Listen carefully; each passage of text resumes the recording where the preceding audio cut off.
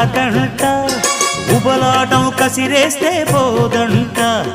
ఉయ్యాల జంపాల కథలోనే కొట్టే ఉద్యోగం రాదంట